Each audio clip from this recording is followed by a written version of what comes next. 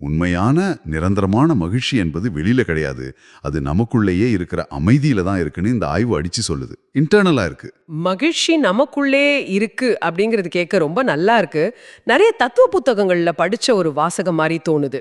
ஆமா, கேட்கறதுக்கு கிளீஷே மாதிரி இருக்கலாம். ஆனா பிராக்டிக்கலா யோசிச்சு பாருங்க. மாசம் இஎம்ஐ கட்டணும். சொசைட்டி நம்மள நாம வச்சிருக்கிற காரை வச்சுதான் மதிக்குது. அதுவும் உண்மைதான். சமூகத்தோட அழுத்தம் அப்படி இருக்கு. இப்படிப்பட்ட ஒரு சூழ்நிலையில சந்தோஷம் எனக்குள்ள இருக்குன்னு எப்படி சும்மா உட்கார முடியும்? ஏன் நாம எல்லாரும் அந்த உள்நோக்கிய சந்தோஷத்தை அனுபவிக்காம இப்படி தவிச்சிட்டு இருக்கோம்? ரொம்ப நியாயமான கேள்வி.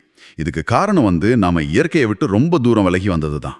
இயற்கையை விட்டா? அதாவது காடு மலைகளை விட்டு சிட்டிக்கு வந்தது சொல்றீங்களா? அது மட்டும் கிடையாது. இது ஏதோ மரம் செடி கொடிகளை பத்தின விஷயம் மட்டும் இல்ல. இது குவாண்டம் இயற்பியல் சம்பந்தப்பட்ட ஒரு ஆழமான உண்மை. Quantum physics. Wow, quantum physics வரைக்கும் போகுதா இது? ஆமா. இந்த பிரபஞ்சம் முழுவதையும் கொஞ்சம் அறிவியல் ரீதியா உற்று கவனிங்க.